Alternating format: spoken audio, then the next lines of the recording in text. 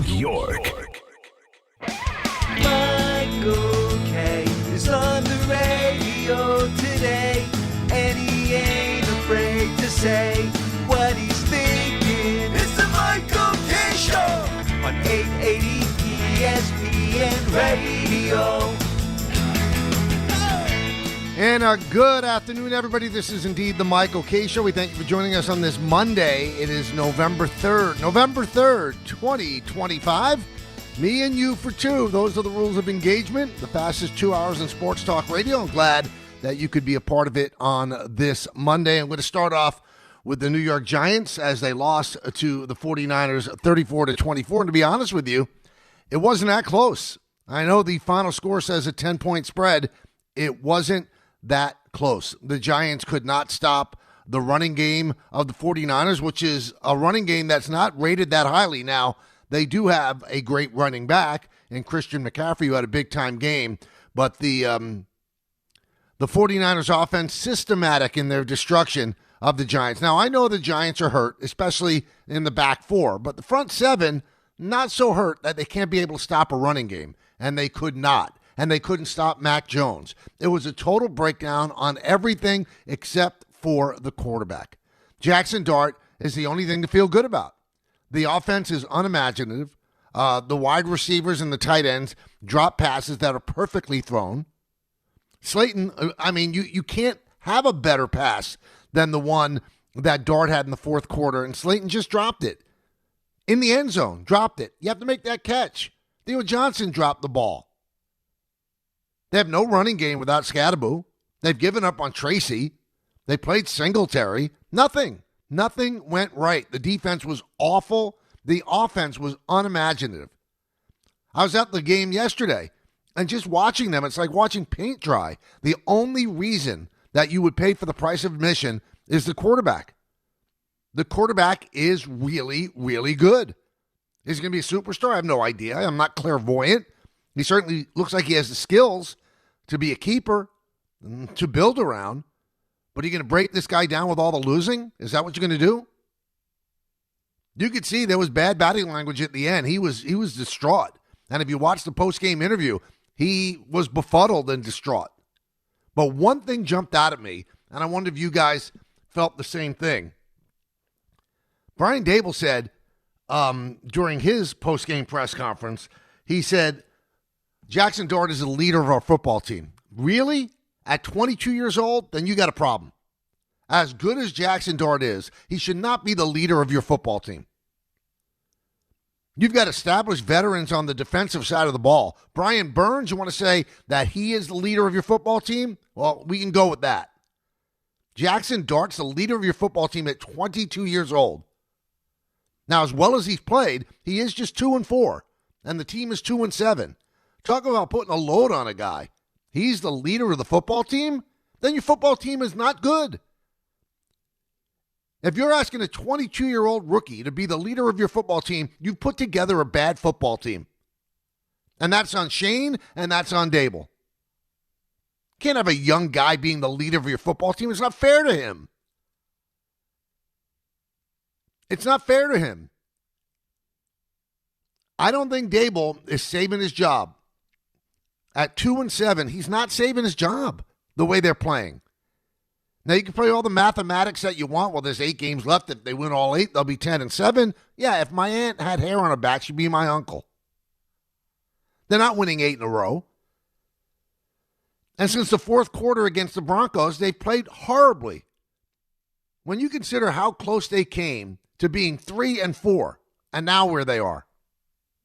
It all got away that fourth quarter in Denver. And I know there are injuries. I get it. But the 49ers have injuries too. No Bosa, no Warner. And still they stopped the Giants cold. What is there to feel good about right now? Can they beat the Bears this weekend? Yeah, they could. I guess they could beat anybody. And they could lose to anybody too, as they proved when they lost to New Orleans. Giants are 2-7. We keep talking about how bad the Jets are. The Giants are 2-7. The only thing that differentiates them from the Jets is that they have a quarterback and the Jets don't. But you tell me, if you're a Giant fan, if you're a football fan and you watch that game, is there anything that you hang your hat on and go, yeah, that's good, except for Dart? Dart moves around the pocket. He has an innate sense of where the rush is coming from. He slides around the pocket beautifully to avoid oncoming rushers. Throws a nice football.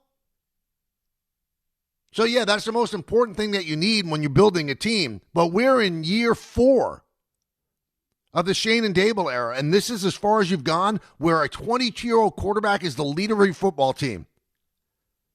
Well, then you put together a crap football team.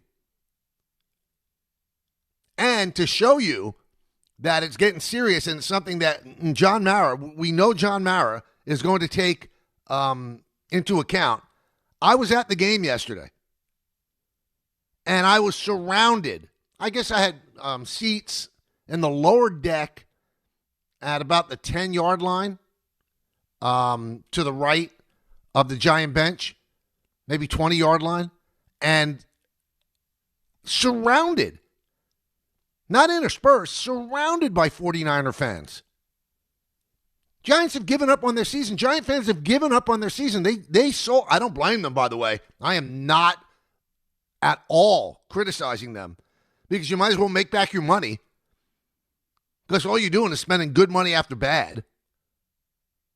So they sold their tickets to 49er fans. I could not believe, I can't believe that there are that many 49er fans in the New York, New Jersey area. So it had to be people that came for a nice weekend in New York. They came from the West Coast. It was deafening, the defense chants for the 49ers. Screaming for Mac Jones when the 49ers had the ball. Now, Mac Jones has done a nice job filling in for Brock Purdy, but do you realize that in the first half, he was 14 for 14? They couldn't stop him. They couldn't stop him. Again, I know 3/4 of their secondary hurt. I get it. People going down, I understand. But the front part of the defense is not that injured. It's shameful watching that. And then the silliness of a plane flying overhead. Things have to change, Mr. Mara, whatever the case may be. You just wasted your money. You don't think that John Mara looks out into the stands of MetLife Stadium and sees all red and gold, and he doesn't realize that a change has to come, and you wasted your money on flying a plane overhead? Good for you. I guess you have a lot of disposable income. All that does is get an attention of newspaper writers, and they write a small story about it or a picture of it. Who cares? You think John Mara cares that you rented that plane?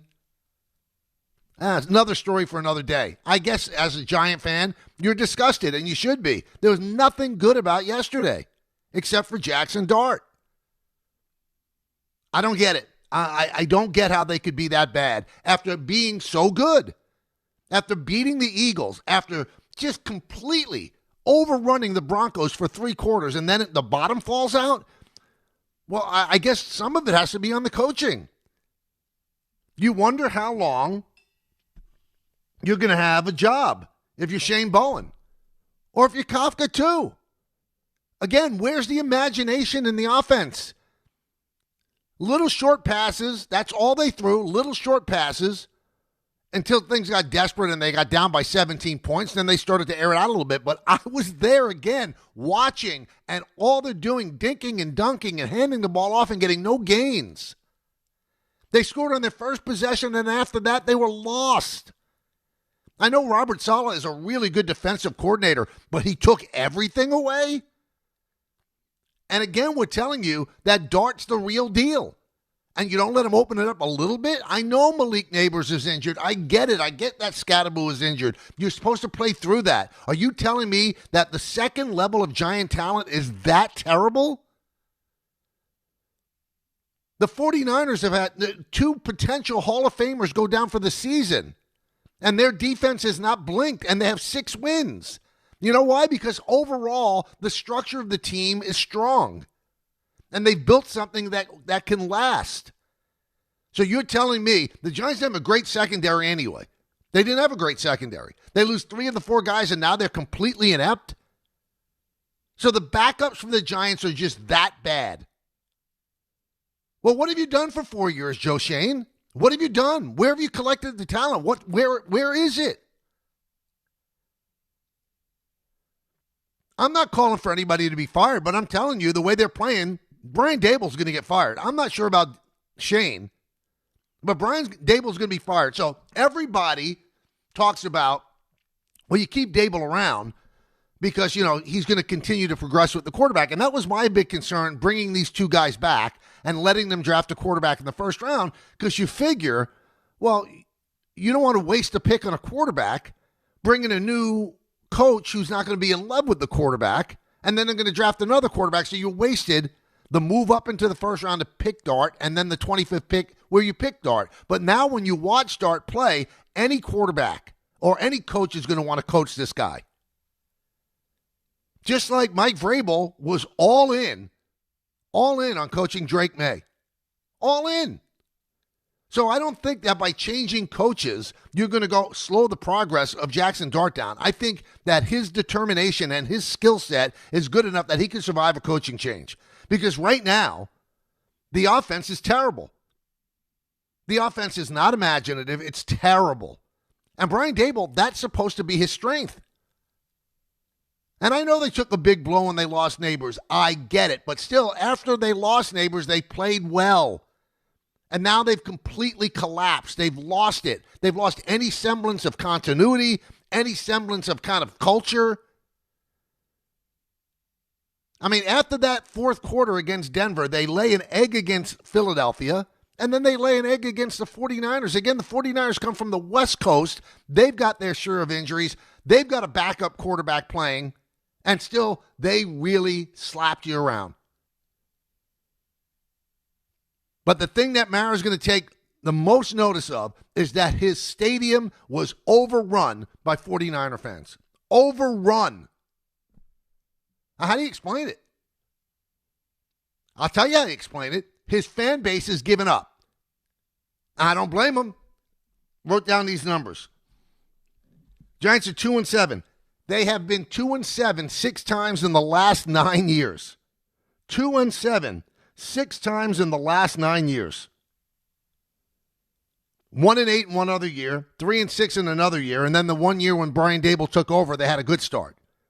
But if you're a fan base, 9 games in, your season's over. You're 2-7 6 of the past 9 years. I mean, just by accident, you'd run into a coach that's good. By accident. And I've always been a Brian Daboll fan. But watching that game yesterday and seeing it in person, you could see there's nothing there. They look like a shot team. Like they left their heart in Denver. That fourth quarter is going to resonate, man. That's going to end up costing Daboll his job. That fourth quarter. The defense that was called by Bowen, or the lack thereof. Thank goodness they have a quarterback. Because that is going to, despite the dumpster fire that is Giant football, that will attract a legitimate coach that will want the opportunity to coach this guy. Not turning him into Peyton Manning, Tom Brady, but he's got something. The Giants hit on that. And maybe that does save Daboll or Shane his job. I don't know if it saves Daboll. I'm not sure it saves Daboll. But there's a lot of good offensive minds out there that would jump at the chance. First of all, anybody would jump at a chance at a head coaching job, no matter how toxic the situation is. There's only 32 of them. You get offered one, you take it, no matter how bad the situation is. And you hope that you could turn it around. So the one thing I think that Brian Daboll thought was going to save his job, I don't think it saves his job because the kid is so good that anybody's going to want to coach him. A new coach is not going to come in and go, I want my own guy. A new GM's not going to come in and go, I want my own guy. That's one problem solved, and that's the biggest problem. But everything else, how could it be that the depth on this team is so pathetic that when people get hurt, they turn into one of the worst teams in football? Nobody expected the Giants to be a playoff team this year. Not with that schedule. Not with the eventual ascension for a rookie into the starting quarterback role, which was quicker than we all thought.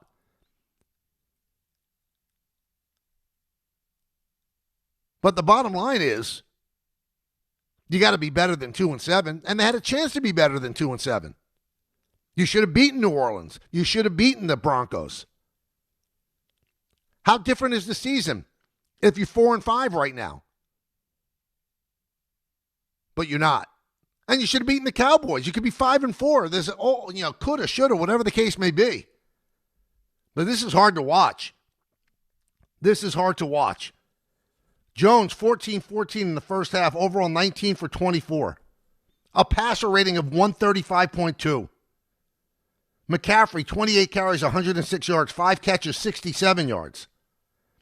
They had 5 trips into the red zone, the 49ers. 4 touchdowns and a field goal. Giants couldn't stop them. Denver led 17-7 at the half. A great play by Burns, setting up an interception by Carter, and they could not get it done. They could not get it done. They couldn't do anything. It's amazing. Gano, who never misses a field goal, missed a field goal at the end of the half, and that crushed the team. You could tell. Brian Burns went down to his knees. Jackson Dart dropped his head. Could have been 17-10. A lot of people are arguing about in the third quarter they're down by a couple of scores. Why'd he go for a field goal instead of it was 4th and 4. Their offense can't do anything. You want them to go for a field goal and get nothing out of being down there? It's funny, I was actually arguing with my son about it.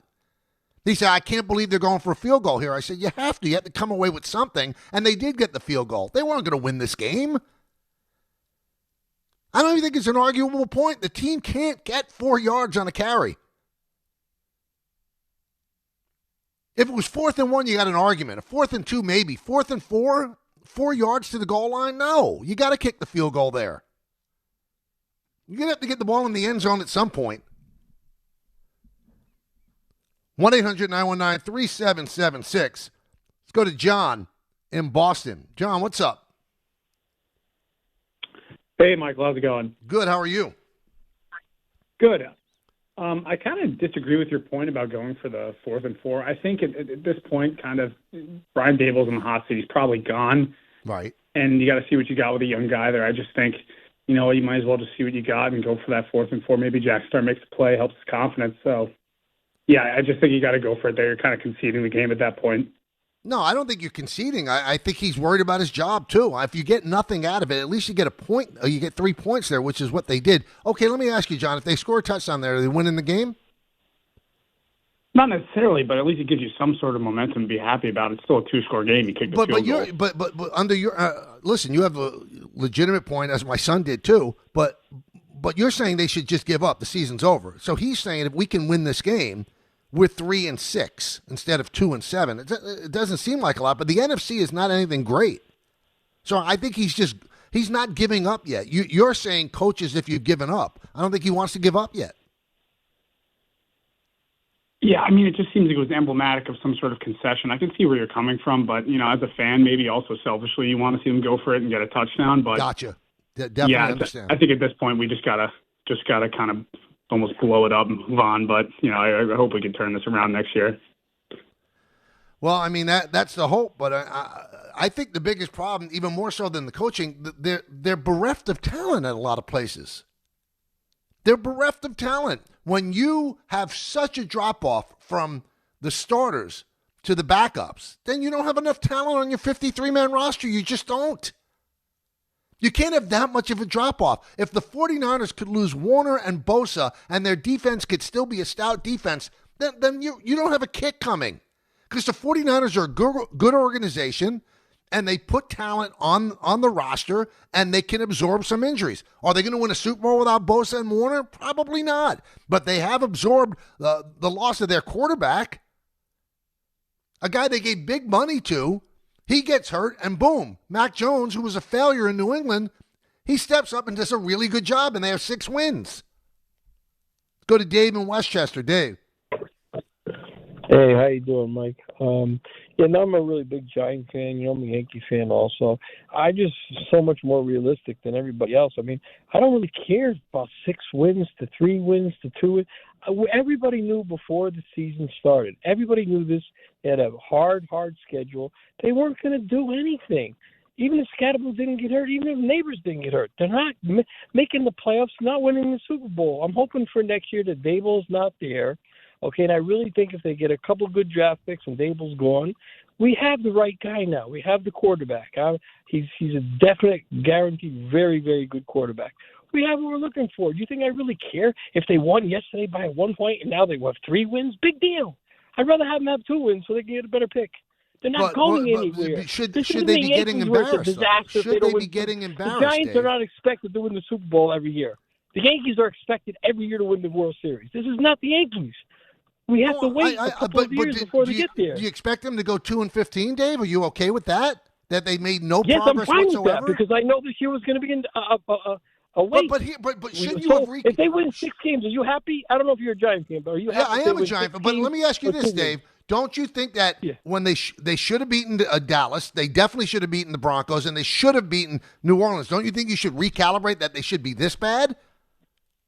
They shouldn't be this bad. You're right, but I think it's a coaching thing. And if they get rid of Daboll, bring somebody else in, I think you're absolutely right. I think this quarterback can adjust to any coach would like to coach him. If they keep Daboll that's around, the thing that worries me, that a lot of people, and maybe Mara and Tish, are going to think like you, Dave, that it's just a coaching thing. And believe me, Brian Daboll has not distinguished himself as Vince Lombardi. I will give you that.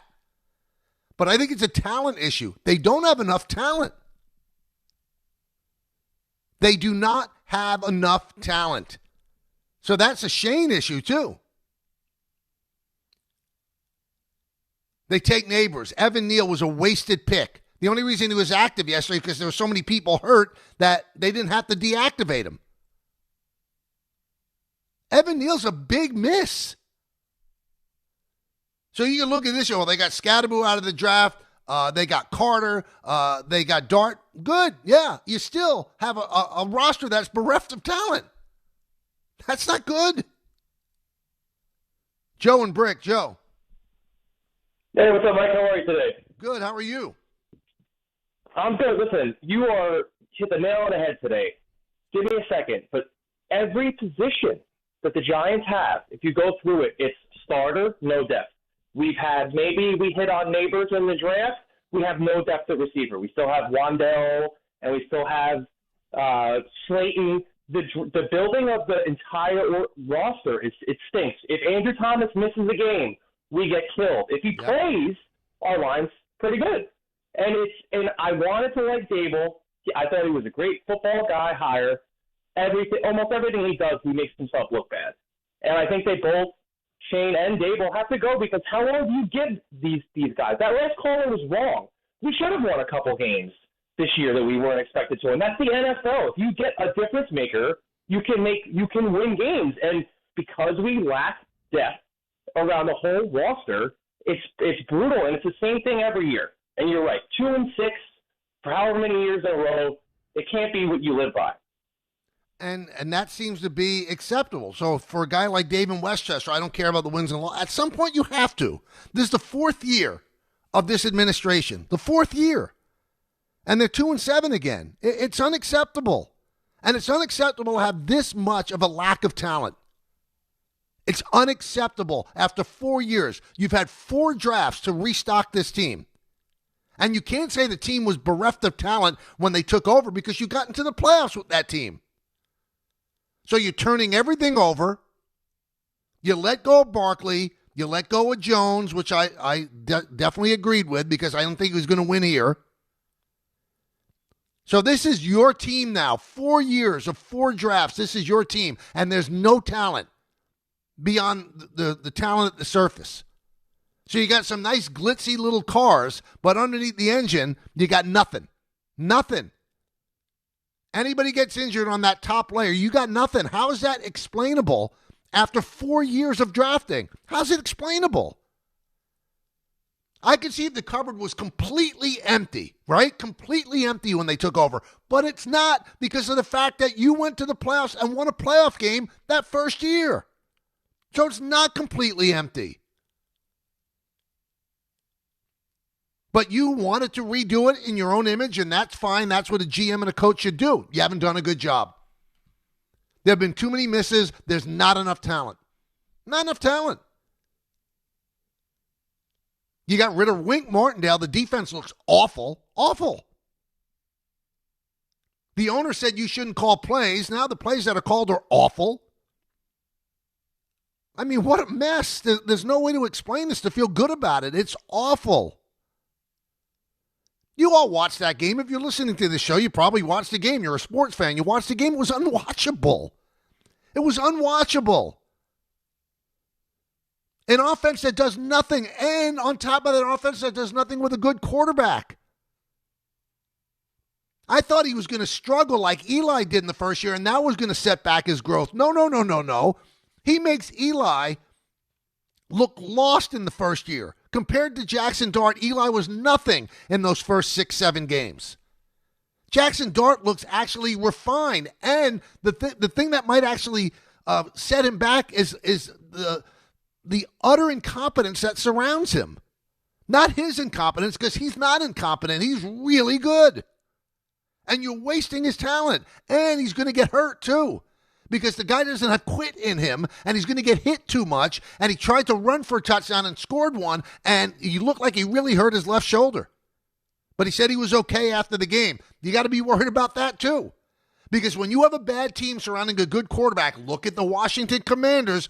Jayden Daniels, they kept in a blowout against Seattle, and he completely destroyed his left elbow. That's what happens. So the best thing about your team, if you don't surround that best thing with good people, they're going to get hurt.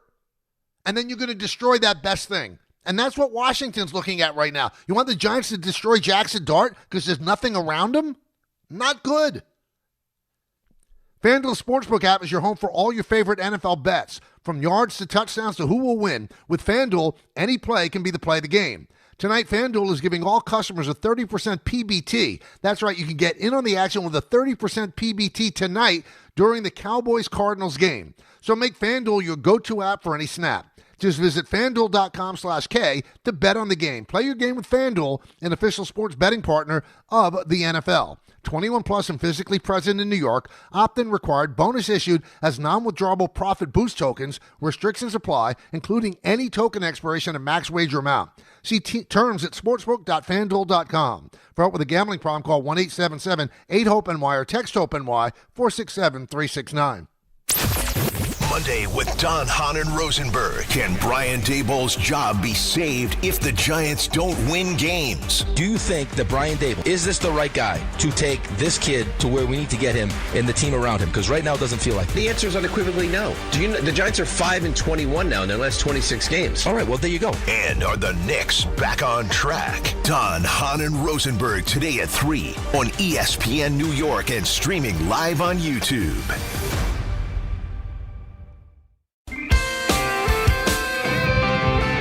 1-877 Cars for Kids. KARS Cars for Kids. 1-877 Cars for Kids. Donate your car today. 1-877 Cars for Kids. KARS Cars for Kids. 1-877 Cars for Kids.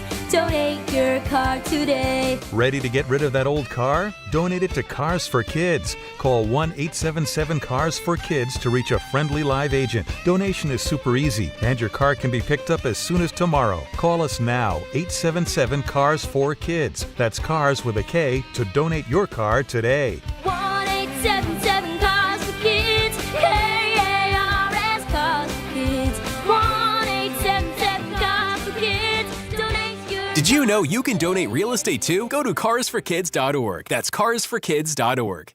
Actual price will depend on product and subscription plan. Featured products are compounded drug products, which the FDA does not approve or verify for safety, effectiveness, or quality. Prescription products require an online consultation with a healthcare provider who will determine if appropriate. See website for details, restrictions, and important safety information. Want a boost in and out of the bedroom? Hims has you covered. Introducing a new 2-in-1 approach to level up your game. Tadalafil for better bedroom performance and zinc for testosterone support. Put it all together and you've got what you need to turn things all the way up. Getting started is simple. Just go to hims.com/joy to start your free online visit. Through Hims, you can access ED treatments including pills, chews, and more. 100% online. No office visits, no pharmacy lines. Just fill out a simple intake form and a licensed medical provider will determine if treatment's right for you. If prescribed, it ships free and discreetly to your door. Find affordable treatment options at up to 95% less than brand names at hims.com/joy. That's hims.com/joy, HIMS.com/JOY. Every aspect of your business will operate better and faster with artificial intelligence. AI is a race, and companies that act first will win. Thrive Managed AI is your advantage over all your competitors. Thrive partners with you on a smart, secure AI strategy for your business. Then they deploy and manage it for you. Be first and win the race with Thrive Managed AI. Start with a complimentary strategy consultation at thrivenextgen.com/ESPN. That's thrivenextgen.com/ESPN. Okay, girls, ready to go? Yeah! Mom, I'm hungry. Can I have a snack? Me too, Mommy. You want a snack? Yeah! Got it? Children learn from our behaviors. Mommy, can you open this, All right, hold on 1 second. Okay. Okay, here. Thank you. They learn what is okay from the adults they see. Mommy, are you on your phone? If you're a distracted driver, chances are they will be too. What kind of driver are you raising? Funded by the Governor's Traffic Safety Committee. When you're hiring, have you ever felt like you're missing out on meeting truly great candidates for your roles? It seems impossible to find them, but they have to be out there somewhere, right? Well, they're not hard to find when you know where to go, and that place is ZipRecruiter. And right now, you can try ZipRecruiter for free at ZipRecruiter.com/ESPN. ZipRecruiter helps 10 million people with their job search every day. And because these people are actively looking for jobs just like yours, it's easy to find the right person right away. In fact, 4 out of 5 employers who post on ZipRecruiter get a quality candidate within the first day. But if you're not using ZipRecruiter, you're missing out. So see what it's like when the impossible is easy. When you go to ZipRecruiter.com/ESPN right now to try ZipRecruiter for free. Once again, that's ZipRecruiter.com/ESPN. ZipRecruiter.com/ESPN. Never miss out on great candidates with ZipRecruiter. Coach Saban here, and let me tell you, every second matters. Preparation is everything, and that's why I trust Kidde Smoke Alarms. And as North America's #1 home fire safety brand, they're built to respond over 25% faster to smoke detection. Kidde helps protect what matters the most. Find it at the Home Depot. How doers get more done. #1 claim based on total household installations as of December 2023. 29% faster average smoke detection based on internal testing of smoldering wood fires for Kidde 9th edition versus leading competitor 8th edition products. Some people just know you can save money on car insurance by checking Allstate first. Like you know to check the weather first, before wearing face paint to the game. Bro, your Go Cats is dripping into your nachos. Oh, and now paint is in my eyes. Interception! Did you see that? No! Yeah, checking first is smart. So check Allstate first and see what you could save. You're in good hands with Allstate. Potential savings vary, including based on how you buy, subject to terms, conditions, and availability. Allstate North American Insurance Company and affiliates, Northbrook, Illinois. Time. It's brought to you by Tullamore Dew Irish Whiskey, because when it's game time, it's Tully time. 6:30 p.m. St. John's, ranked 5th in preseason polls, hosts Quinnipiac at Carnesecca Arena. Coverage begins at 6:15 p.m. on the ESPN New York app. By the way, ESPN New York, the new home of St. John's basketball on the radio. We're very happy about that. 7 p.m., the Nets host the Timberwolves at Barclays Center, and that game can be seen on the Yes Network at 7:30. The Knicks host the Wizards at Madison Square Garden. Coverage begins at 7 p.m. right here on 880 ESPN. A lot of stuff. Tullamore Dew, the original triple distilled, triple blended, triple cask matured Irish whiskey. Be sure to grab a Tullamore Dew. Try the new Tullamore Dew Honey during today's action. Glasses up to enjoying Tullamore Dew responsibly. We will get to what I thought was a phenomenal World Series. We'll do that in the 2 o'clock hour. We're talking Giants now, their loss. The Jets had a bye, so they will come back and play Cleveland this week. And Aaron Glenn met with the media, refuses to name a quarterback. So he's just playing games. If he does start Tyrod Taylor, then he's lost his mind. I think this is just games trying to, have the opposition plan for 2 quarterbacks, whatever the case may be. He would be mindless if he started Taylor over Justin Fields after the game that Fields had before the bye. So, again, just game playing. And I've become more and more convinced And it's probably playing right into what they want to do. Why do we even talk to coaches and managers? Their job is not to tell us what's really going on. It's not. Their job is to obfuscate. Their job is to lead us down the wrong road. They're not telling us the truth. They're not. And we waste our time and we embarrass ourselves asking. So the Monday, after you just had a whole week to ruminate on who your starting quarterback's going to be and you're still not naming one, okay, I'll play along. If you don't know who your starting quarterback is on Monday after a week off, then you're not a good coach. So obviously he does know who his quarterback's going to be, and he's just playing silly little parlor games. It's a joke. Let's just enjoy it. Let's just enjoy the spectacle in front of us. In all the sports, why talk to the manager or the coach? They're not telling the truth. Their job is not to tell the truth. Their job is to protect their team. And another thing, with gambling so much in the forefront now and people, having information they shouldn't have, isn't this playing right into the hands of that? So within the Jet building, they know who the starting quarterback's going to be.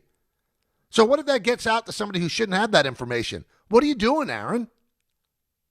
You really think Cleveland's going to be really just completely shot down if they don't know who the starting quarterback of the Jets is going to be? Oh, goodness, you're really overly impressed with yourself. It's not like you're choosing between Steve Young and Joe Montana. You're choosing between Fields and Taylor. Neither one of them are going to Canton. Let's go to Phil in Brooklyn. Phil. Hey, Mike, wins or losses matter to me because they haven't been good since they won a Super Bowl in 2012. So I don't know how wins or losses doesn't matter. And I don't know how anyone could justify to bringing back Daboll after losing. Are they going to lose every game the rest of the year? You cannot justify that. Not you, but the collective you. Well, that. No, I think he is systematically, Phil, losing his job. And I'm not saying I'm for that at all. Because I think there's things that are really good about him, really smart about him, really stout about him as a coach. But I think he's lost the team. After that horrendous fourth quarter, they're not the same.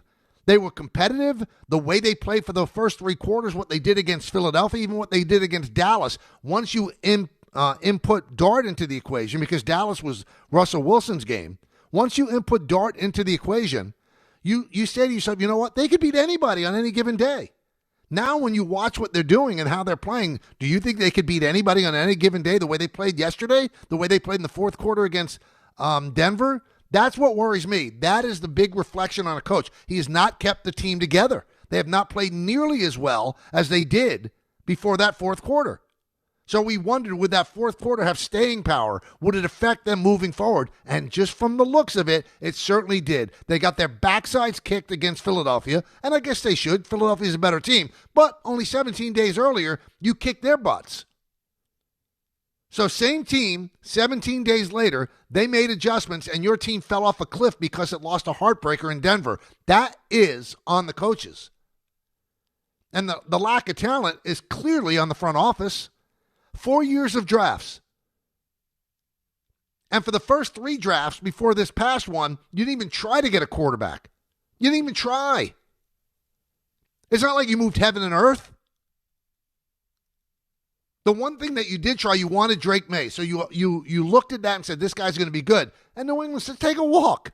We lost enough that we want Drake May.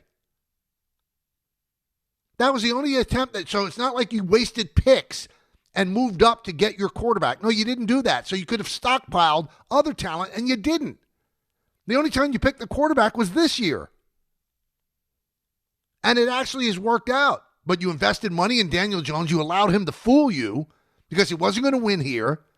Although he's showing now in Indianapolis that he could be a good quarterback if healthy and with a really smart offensive mind like Shane Steichen. And the same thing with Sam Darnold. You see Sam Darnold's first half yesterday? Perfect. He didn't miss a pass. There must be something in the water at the Meadowlands. There must be. Zach Wilson can't even become the number 2 quarterback in Miami. He's so bad. And Daniel Jones was released by the Giants, and now look at him. There's no excuse for the lack of talent on this roster. There's no excuse. And I get injuries, but the second level of talent should be better than this. Go to Jose in Connecticut. Jose, talk to me. Hey, Michael. How you doing, sir? I'm good. Listen, I was one of the guys. I was really hoping for Daboll to do something this year, man. I finally had enough. It's time for him to go. I wouldn't even be mad if they got rid of him before the season ended. It's getting ridiculous. And Shane, I'm 50-50 on Shane because I do feel like his drafts have gotten better the last couple of years, and he did come in with a terrible. His cap situation here was a joke, right? So I'm okay. I'm 50-50 on Shane. I wouldn't cry if he goes, but I did also want to ask you who you thought would be a good replacement. I saw people talking about Gruden. I don't want him here, man. I don't like what he did his last stop in with the Raiders. So I just want your thoughts on that. Well, you know, I've heard Gruden a lot too, and I shake my head. First of all, no NFL team is going to hire him. He's suing the NFL. I've never seen a reputation that's been burnished more by his involvement with Barstool Sports. So you're seeing his personality and all that. That doesn't mean that you want him to lead your team. And what NFL team is going to hire a guy who's suing the league? So if you're suing the league, you're suing the team that's hiring you. And those emails do exist, everybody. It's the same people, it seems, that they want Gruden that also want Trevor Bauer signed. And Trevor Bauer, no one has sniffed Trevor Bauer, so there must be more information out there that we don't even know. Or the information that's out there is so odious that no team wants to get involved. And with John Gruden, has anybody even bitten? Has anybody even taken a sniff since he was let go after those emails were revealed? Now, he might have a point. Why were those emails released? And that's what he's fighting. But just because he's fighting why they were released, my question would be, why did you say that stuff? Why did you write that stuff? Why do you feel that way?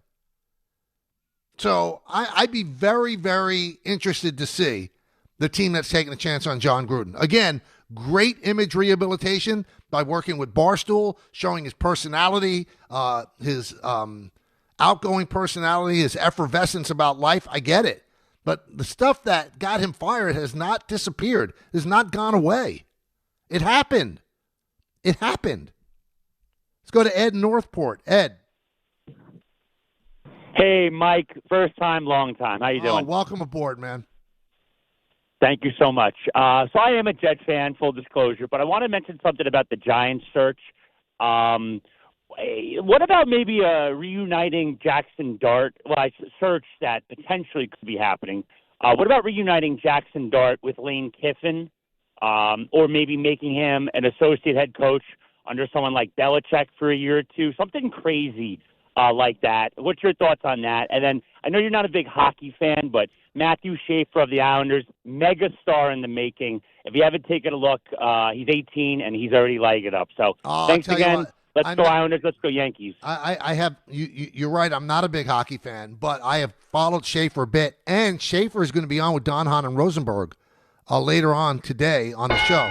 So I was actually considering asking, Ray Deanham, my producer, let's try to get him, but I haven't done it because of the World Series and everything happening with football. So I'm glad that Don Hahn and Rosenberg are doing it. I've talked to people about him. They say he really has his act together for an 18-year-old. Really. Now, the Lane Kiffin stuff, interesting.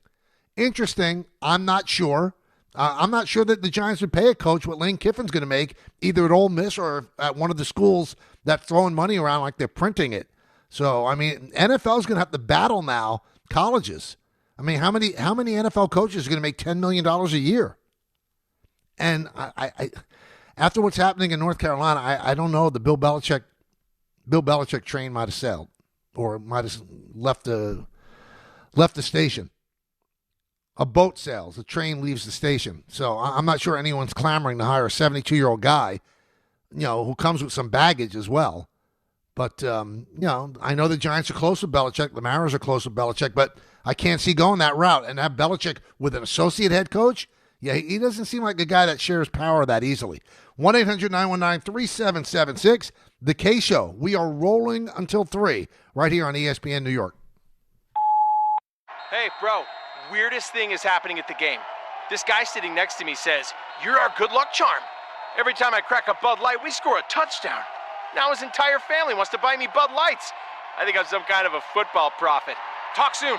The team needs me.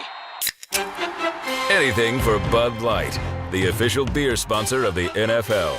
Stock up today. Enjoy responsibly. Copyright 2025 Anheuser-Busch Bud Light Beer, St. Louis, Missouri. Good Karma Brands is proud to be an equal opportunity employer, providing equal employment, development, and advancement opportunities to all teammates and applicants. To learn more about careers with us, please send an email to talentacquisition@goodkarmabrands.com. That's talentacquisition@goodkarmabrands.com.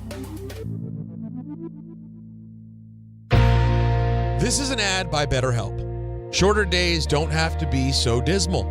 It's time to reach out and check in with those you care about, and to remind ourselves that we're not alone. As seasons change and days grow darker sooner, it can be a tough time for many. This November, BetterHelp's encouraging everyone to reach out, check in on friends, reconnect with loved ones, and remind the people in your life that you're there. BetterHelp does the initial matching work for you so you can focus on your therapy goals. Short questionnaire helps you identify your needs and preferences, and our 12-plus years of experience and industry-leading match fulfillment rate means we typically get it right the first time. If you aren't happy with your match, switch to a different therapist at any time from our tailored recommendations. This month, don't wait to reach out. Whether you're checking in on a friend or reaching out to a therapist yourself, BetterHelp makes it easier to take that first step. Our listeners get 10% off their first month. Just call pound 250 and say the keyword timeout. That's keyword timeout after calling pound 250.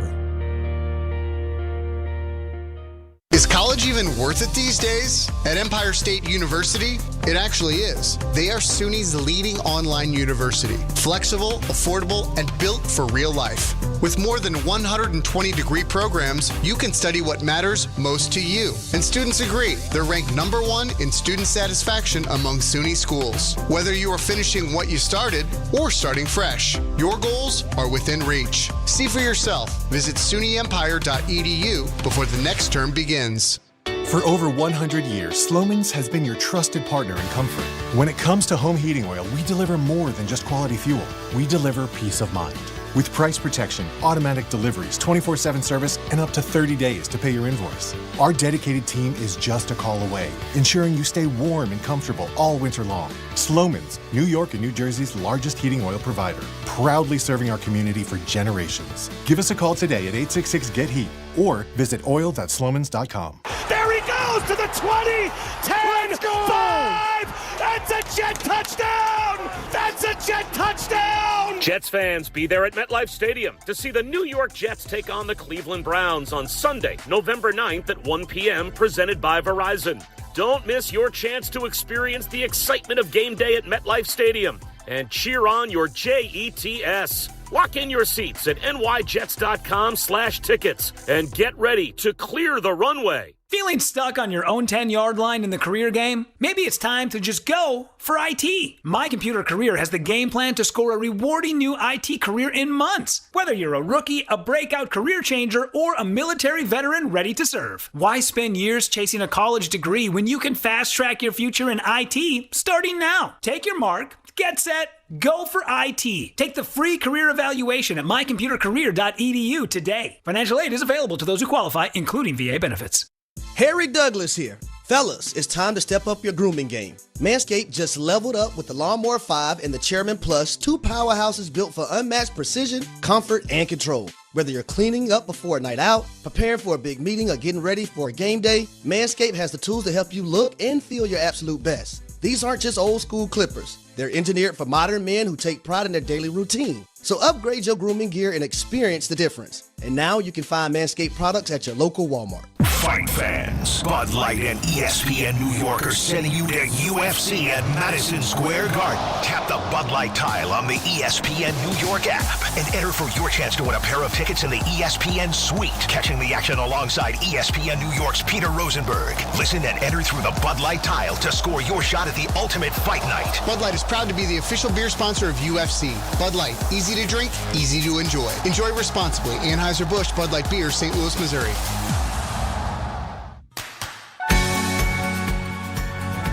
YouTube TV customers can get the sports you love on ESPN back, including college football, college game day, Monday Night Football, NBA, college basketball, and more. Act now. Go to keepmynetworks.com to get ESPN back. I mentioned the Jayden Daniels injury. And if you missed it, the Commanders are getting blown out on Sunday Night Football. Seattle is a pretty good team. And so they're getting blown out. And so Dan Quinn gets questioned, why are you leaving your quarterback in a blowout? And that's why he got hurt. And you know what? I understand, I guess, why people are angry. And it's such a great second guess. Get your quarterback out of there. But you can get hurt on any play in football. It's like when people would criticize Tom Thibodeau why he's playing guys in a blowout. Because that's their job. They're supposed to play until they're not able to play anymore. Now, were they going to come back in the game? No. So an argument can be made. So I'm not saying it's totally illogical, but football in itself is illogical in that you're going to get hurt. And what I mentioned earlier about my fear with Jackson Dart, when you don't surround the star of your team, which is the quarterback, with talent to protect him or talent to give him places to go with the football, he's going to get hurt. He's going to get hurt. So let's say Jackson Dart got hurt when they were down by 17. Would you have questioned Brian Daboll for having Jackson Dart out there? They had no chance to win. None. So now you're going to jump on Dan Quinn because he had him out there? Why ever play anybody? You can get hurt any single moment in a football game. Any moment. Again, it's an easy layup. It's a second guess. I'm not going to pile on to Dan Quinn there. It's unfortunate. Thank goodness it's his left elbow, not his right. I mean, you don't even want to see the replay. It's so hideous. But we get those kind of replays all the time in football. I mean, directors and producers in the truck have to decide, do we show that again? It's going to make people throw up. They didn't show the Scadaboo injury over again. That's what football is. It's a violent, really vicious sport. So anytime you take the field, well, and your argument back is going to be, well, but they couldn't win. Still, they scored a touchdown, right? Or they're trying to score a touchdown there. That carries into the next game too. I just don't understand what Dan Quinn did that was so wrong. So what you're saying then, and it's true, let's take this quarterback out. Let's put Mariota in because he doesn't count. If he gets hurt, so what? Jayden Daniels healthy? He's supposed to play. And you're supposed to put a team around him that's going to protect him. That's the deal. Those are the rules of engagement. ESPN New York is giving you the chance to experience UFC 322 at Madison Square Garden on November 15th. One grand prize winner and a guest will score tickets to the ESPN New York suite hosted by Peter Rosenberg. Enjoy the energy of the Garden, the comfort of a private suite, and world-class UFC action alongside one of New York's biggest sports personalities. To enter, find the contest tile on the ESPN New York app to submit your entry. It's brought to you by Bud Light, proud to be the official beer sponsor of UFC. Bud Light, easy to drink, easy to enjoy. Enjoy responsibly. Anheuser-Busch, Bud Light Beer, St. Louis, Missouri. Now, you can consume this show many ways. You can listen on 880 ESPN in New York, 880 AM. There's an FM contingent as well, 101.1. Just keep moving the dial because some electric cars don't have AM. Or you could do it with the ESPN New York app. So easy. Wherever you are, just hit the app and boom, whatever's on the air on ESPN New York, you're going to hear. Now, you can also, when you're on the app, just click on the ESPN New York YouTube tile and subscribe. It's free, not a dime out of your pocket, not even that much time out of your pocket, and then you can watch the show. So if you're one of those people that are watching the show right now, you know that I've made a seismic decision. And this one's contrary to everything that everybody has been telling me. So since the Yankee season ended, I ended up growing a beard.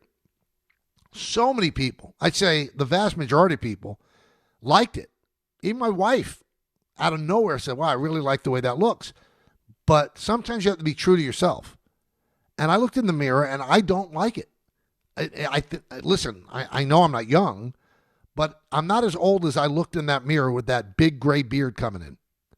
So today when I woke up, I said, you know what? I'm shaving this. It's a monstrosity. I don't want to look that old. I am not that. I don't feel that old. It's got to go. So I'm sorry if I disappointed all the people on social media and on our YouTube channel that have been saying that they like the beard. I think we had a poll on Friday where over 60% say they like the beard. I had to get rid of it for my own self-esteem. Again, I'm no oil painting. If anything, I tend to be more hideous than good looking, but I can't look in the mirror and see that gray beard and say, yeah, that's how I feel. So I did shave it. And I'm wondering what you're thinking. Maybe they'll put up another poll. Does he look younger? Does he look different? Yeah, I do look different. I actually look like myself. With that big gray beard, I did not look like myself. I look like somebody else, and it's somebody I didn't like. Maybe I should talk to Peter and get his therapist's number because I thought it was awful.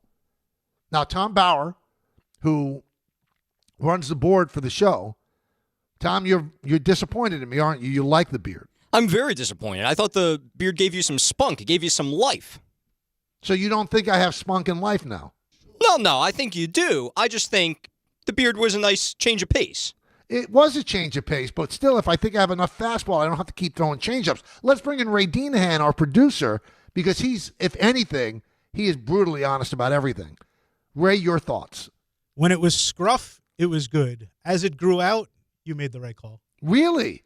So you like the scruff aspect. So I could bring the scruff back in a matter of like 5 days. Yeah, the scruff, it had some color to it, the scruff. Right.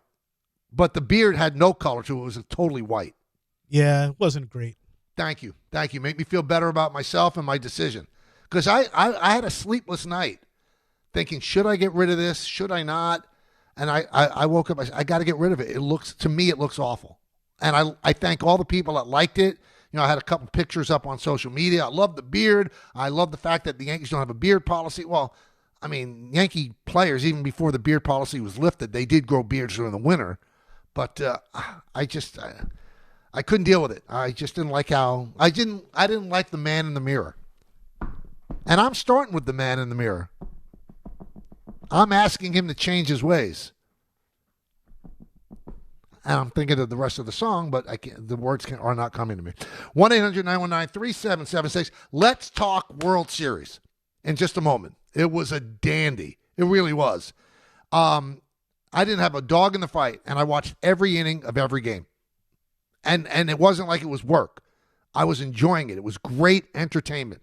We'll talk about that in just a moment, right here on the K Show Without a Beard until 3 on ESPN New York. Listen up.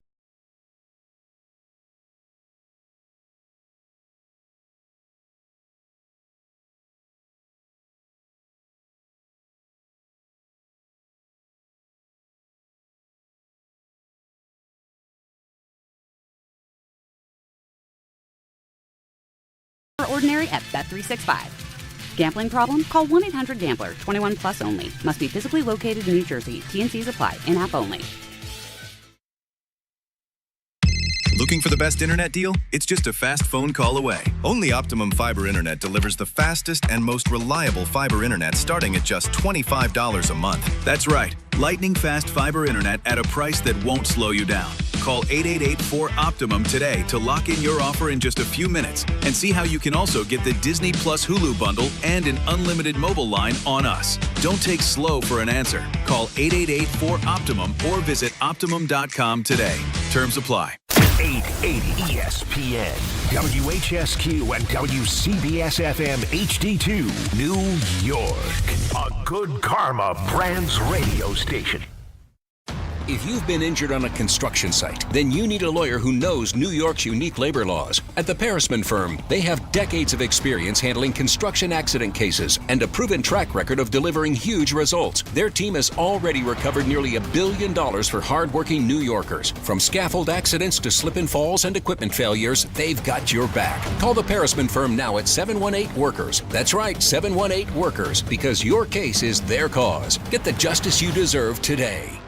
Did you know women account for 2/3 of all Americans living with Alzheimer's and 2/3 of all Alzheimer's family caregivers? Join the Alzheimer's Foundation of America at its Women Empowerment Forum on November 5th in Amityville to learn practical ways women can reduce their risk for Alzheimer's and enhance quality of life for themselves and their loved ones living with Alzheimer's. For more information or to register, visit alzfdn.org or call 866-232-8484. Rich Eisen here for Sonos, the speakers that bring every game to life in my own house. With studio quality sound, Sonos makes you feel like you're right there in the stadium. Whether you're cheering on your team, binging your favorite show, or listening to the hottest songs, Sonos fills every room with incredible sound. Setup is easy. Just plug in, open the Sonos app, and you're ready to go. Want stadium quality sound at home just like me? Because I love Sonos. You will too. Explore soundbars, speakers, and more at Sonos.com. Sonos. They look as good as they sound. With Progressive Customer Service, there are lots of ways to connect with us, so you never have to miss a second of your favorite sport. Because you'd much rather watch a ball go through a net 124 times in 48 minutes when you don't really have to pay attention until the last two, and then somehow those 2 minutes will take an hour. You don't want to miss all that. Luckily, you can chat with Progressive on our app, online, or over the phone without missing a single one of those times the ball goes through the metal circle. Progressive Casualty Insurance Company, affiliates, and other insurers. Not available in all states or situations. Welcome back to the show. Talking about the Giants' disappointing performance against the 49ers. Did that for the first hour. Now let's shift to the World Series, which ended on Sunday morning. And before we do that, it's being reported first by John Heyman of the Post that Cody Bellinger has opted out of his contract, which was expected. And so he had $25 million due in the final year of that deal, looking for a multi-year contract. So he opted out, which is the thing most expected him to do. And he said he was going to do it too. But he did it in a respectable way while others did not. Edwin Diaz also, according to Ken Rosenthal, has opted out of the final year of his contract with the Mets. And he did it in a respectable way as well, unlike what Soto did and what Alonso did right after the season was over. I thought that was a little much. And, even a guy that I like a lot, Garrett Cole did it after a World Series loss by the Astros. He took off an Astro cap and, he was a free agent from that moment on. Soto lost the World Series to the Yankees. Said, the Yankees didn't have any advantage. Alonso, they didn't even get into the playoffs. And Alonso on that day said, I'm going to opt out. Again, don't want to get into that, but I think the Mets have a tougher decision on Diaz than the Yankees do going after Bellinger. Diaz is one of the top closers in the game, but you want to give him a 4-year contract at more than $20 million a year with how volatile the closer role is, where a guy could have a great year and a bad year, a great year and a bad year. I think they'd like to keep him, but am I giving him another 5-year, $100 million contract? I'm not sure I do. But the Mets, their bullpen's a mess. So you're almost forced to bring him back, but is that the wise move? And you wonder, is that what David Stearns would want to do? So we'll get this information coming out slowly, drip by drip, before we have to make big decisions. 5 days after the World Series, stuff like that. So they are going to opt out, and that was expected by both of them. All right, so the World Series ends on Sunday morning, and it was one of the most entertaining World Series that I have seen in a long time. I've always said that the greatest World Series that I ever saw was 2001. Because if you can get one forever game in a World Series, it makes it memorable. 2, it's amazing. 3, it's unbelievable. And that's what happened in 2001. The Brocious home run, the Tino home run, the Mr. November, Mariano blowing the save in Game 7. Those are forever games that will be remembered for all time. But you had a lot of those. You had those sorts of games in this World Series. The 18-inning game, double up to lose the game in the ninth inning in Game 6 for the Blue Jays, and then an extra inning game again in Game 7. A 1-out home run by a guy that is not a home run hitter, and then a home run by Will Smith in the 11th inning, and then they had a chance again, first and third with one man out. All they needed was a fly ball to score Guerrero from third base. And instead, Alejandro Kirk, if I'm a Blue Jay fan, that's the guy I wanted up. He hits the ball off the end of the bat, broken bat, ground ball to Mookie Betts, and an inning-ending, series-ending double play. I mean, what a World Series. Now, I'm going to tell you, I felt for the Blue Jay fans, and I hate what social media has exposed in all of us. I really do. I mean, the vitriol toward Blue Jay fans. And the Yankee fans that are going after Blue Jay fans, they're arguing, well, you were so nasty after you beat the Yankees. That was your World Series, and you're playing New York in the clubhouse, and Vlad Guerrero goes, Yankees lose, you deserve. They won. They beat the Yankees. They had the right to make fun. What did they do wrong? And the Blue Jay fans, they haven't had a World Championship since '93. And this is a fan base that attacked me relentlessly after I said what I said in July. And I still wanted the Blue Jays to win. How could you not root for them the way they play? And how could you not feel for them? How devastated they were. I was talking to a lot of people in baseball, ex-players too, yesterday. And they were telling me, that's one you don't get over, ever. You'll never get over that. And you can't say, well, they'll be back again. Are they going to be back again? You know how hard it is to get back? You might not have Bichette back.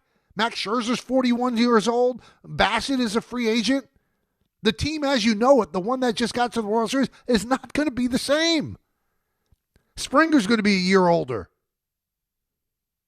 So you don't know if you're going to get back. And to lose in that fashion. I'm watching that game, and they bring in Hoffman. And Hoffman's biggest worry to me, and he didn't do it in September, and he hasn't done it for most of the postseason, was his propensity to give up home runs. He's facing Rojas. He obviously doesn't want to let Rojas get on, because then that would bring up Ohtani as the go-ahead run. And he keeps throwing breaking balls, and I'm going, I'm watching with Jody and Charlie. I go, why does he keep throwing a slider? You can hang a slider. You can't hang a fastball. This guy's not going to hit a ball out. The only way he's going to hit a ball out is if you hang a slider. He hung a slider, and Rojas hits a home run to tie the game. Unbelievable. And then Yamamoto comes into play, and it's funny. The Dodgers used all 4 of their starters in that game. They started Ohtani. He didn't have much. He gave up that 3-run home run to Bichette. Glasnow. Snell, and then Yamamoto pitching on no day's rest, just like Randy Johnson did in 2001. He won Game 6, and then he came in and won Game 7 against the Yankees. What a performance by Yamamoto. I mean, there's no argument. He was the MVP. He won 3 games, a complete game, then 7 innings, and then he comes in relief with no rest. No rest. And the Blue Jays used 3 of their starters. The only one that didn't pitch was Gausman. And it was Bieber who gave up the home run to Will Smith. But the Blue Jays didn't lie down. They had a chance. They came back. The double opens up against Yamamoto. And Yamamoto didn't have his greatest stuff. And then a walk. First, they sacrificed bunt Guerrero over to third, which I didn't love. You don't give up outs there. You should be able to score a guy from second base 3 tries. Now you've eliminated 1 out, and now you have 2 tries to get him in from third, and only 1 to get him in on an out. Now, in their walk, first and third, you have Kirk up. You figure Kirk's going to get a ball in the air, but he didn't. Hits the ground ball. There's so many things to pick apart, so many things to look at. A lot of people are questioning IKF. Why didn't he have a big enough lead in the 9th inning when they had a chance to win the game? So many things there, right for the picking. But I feel for the Blue Jays. I thought they were great. And they deserve to be champions, just like the Dodgers deserve to be champions. That's the heartbreaking part of sports, is that somebody has to lose. Somebody had to lose that World Series. Somebody had to lose a World Series that they will never get over. They'll be on their deathbed, and they'll be thinking about that World Series. But one thing stood out for me, and so many things are memorable about that World Series. I have never been anybody who gives so much love to Dave Roberts, because I know that the Dodgers are a heavily analytic team, and a lot of it is scripted, and it's handed down from up high from Andrew Friedman and his really smart front office. But I thought that Dave Roberts didn't have a good World Series. Dave Roberts had a great World Series. He made bold, decisive moves, Andy Pages is his everyday center fielder. And he couldn't get out of his own way in the postseason. And you know what? He benched him. And he had Rojas play second base in Game 6 and second base in Game 7. He made great defensive plays in Game 6. He saved the game with that to get IKF with the infield in Game 7. Then he hits the home run. A lot of teams wouldn't do that, no matter how bad their starter is struggling. Hey, the Yankees didn't do it with Volpe. They never benched him against the Blue Jays. He couldn't hit. All he kept doing was striking out. They never said, well, let's make a change here. They didn't. Teams are reluctant to do that. Dave Roberts did. And then Dave Roberts brings in Pages for defense at just the right time, and he has the fly ball catch running into Teoscar Hernandez on Barger. That would have ended the World Series. That brought Yamamoto to his knees. He shuffled the lineup. He dropped Mookie Betts from second to third and then fourth. I thought he was brilliant, the way he employed his pitchers. Was just the right feel. That bullpen was a mess, and somehow he got something out of it all the time. Do you know that in all the extra innings that they played in this series, I believe there were 11 extra innings, the Blue Jays didn't score a run because of the way Dave Roberts manipulated his bullpen. Another aspect that we have to talk about with the world. See, money didn't play a part in this. Really, listen, there's nothing wrong with using money. If you have the money and you want to spend it, good for you. Good for the Dodgers. But the 4 starters they used, that's over $1 billion of contracts that you used. So it's not like money didn't play a role in this. It played a role. I mean, you're paying Yamamoto $325 million over 12 years. Ohtani's getting $700 million over 10 years. Snell's got a truckload of money. Glasnow a truckload of money. So don't say money didn't play a role. And it has nothing negative about the Dodgers at all. But to just erase that, well, look at the guys that contributed. Hernandez, Kike Hernandez, and Rojas. Yeah, okay, those guys don't make a lot of money. But the heartbeat of the team was the starting pitching in this World Series, and they make a lot of money. And they perform the way they're supposed to perform. But Roberts was bold, he was decisive, and did a great job. And if you're a Yankee fan, did your heart not break for Don Mattingly? I thought it was such a beautiful moment. I don't know if you guys saw this. Mattingly was just sitting there on the bench. He stayed there watching the Dodgers celebrate on the field at Rogers Center, just staring. And Bo Bichette came up behind him and hugged him. And then said, let's go. And then Don finally got up and walked away. All these years of being a baseball player, a coach, a manager, and he was that close to winning his first ring, and it got taken away. It's like the baseball gods have something against Donald Arthur Mattingly. But all you Yankee fans that are hating on the Blue Jays and feeling good that they're suffering, get real, man. Get real. Like your fan base doesn't do the same thing. Every fan base does that. Oh, you won your World Series and you beat the Yankees. Of course they felt like that. The Yankees are a big impediment to get over. The Yankees are favored in that series. And to the victors go the spoils. You like the fact that they're suffering like that? I know they're an insufferable fan base at times. Believe me, I've been at the other side of it. And still I wanted them to win. Because maybe it could have changed baseball for the better. Maybe if a team like that won a championship, then we wouldn't be looking at whale and bail guys all the time, striking out all the time. Maybe you look at contact guys, good defense and stuff like that. But the rejoicing in other people's pain, is that what fandoms come down to? Weird. Really weird. And I'm talking from experience, everybody. If you listen to this show, you know how I was jumped. Up until after Game 5, I kept hearing the run differential stuff. Kept hearing it. I didn't care. Let them have fun with what I said. And the funny part is what I said, it didn't turn out because they scored more runs than the Dodgers in the World Series. So they had the run differential and they ended up losing. The baseball gods wanted the Dodgers to win. And now they're the first back-to-back champions since the Yankees. 1-800-919-3776. Let's go to Frank in New Rochelle. Frank. Hey, Mike, how are you? I echo what you're saying about Yamamoto.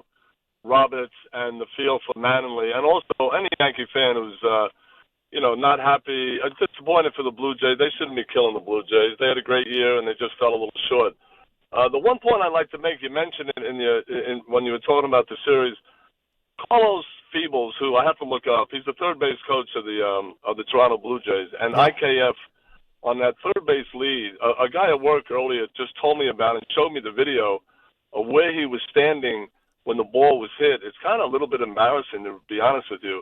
I mean, he's so close to second. This kid's a colleague, is a high school coach, and he says we tell the kids to go as far down the line as third base is to the third baseman.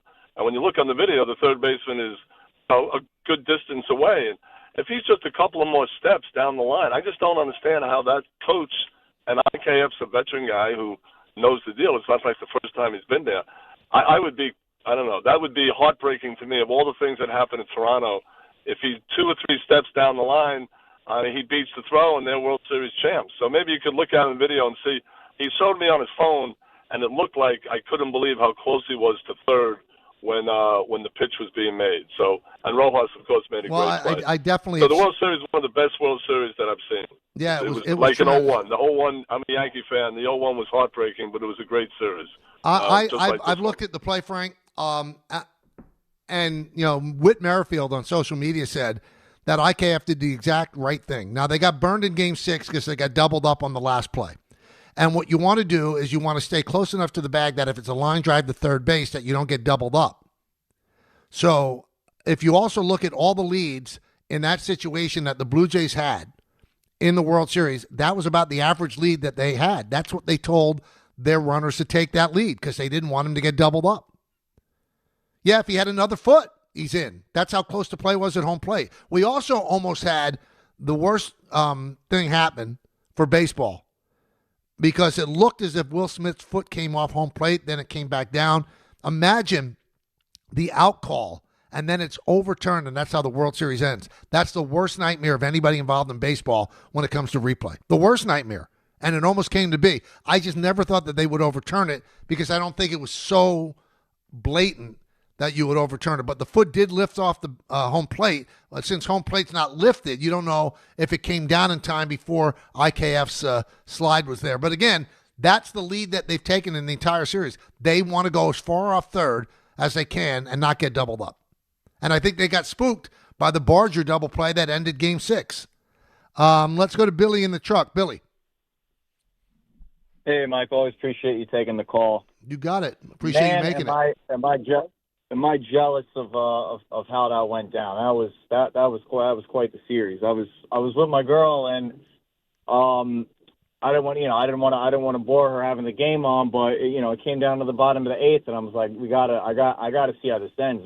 This is like a storybook. Yep. And my question is though, how do you think the Yankees would have had more of a chance against this iteration of the Dodgers team? I don't really think so, but do you think their better shot was last year or this year's against the Dodgers? I think their better shot was last year. The Dodgers had no starting pitching. I don't think they would have done better than the Blue Jays. I think, with that pitching, the starting pitching that the Dodgers had and the amount of outs and the Yankee lineup that they showed against the Blue Jays, I'm being honest. I'm being as honest as I can be. I just don't think that they would have had a better chance than the Blue Jays. I think, you can't take anything away. The Blue Jays were great. They were great. They played great baseball. They got big hits, clutch hits. But it wasn't to be. The Rojas home run, really? Rojas hadn't had a home run since early September. He hadn't done anything all year. He's not a hitter. And you hang a slider. And that was the biggest fear that I had with Jeff Hoffman as a closer. He gives up home runs, and then it was heartbreaking what he said afterward. He was devastated. He said, "I cost everybody in this room a World Series ring." Imagine having that on your shoulders for the rest of your life. Now there is life after those things happen. Mariano blew the save in Game 7 in 2001 and came back and was just as great after that and had an unbelievable career. Will Jeff Hoffman have an opportunity to do that? I don't know. But imagine one man having to carry that with him for the rest of his life. Rest of his life. David on the east side. David. Michael, that was the baseball game of the century, and I'm not exaggerating. Two reasons. One, are you familiar with the concept of the golden pitch? Yes, something that could change win a World Series on one pitch or another.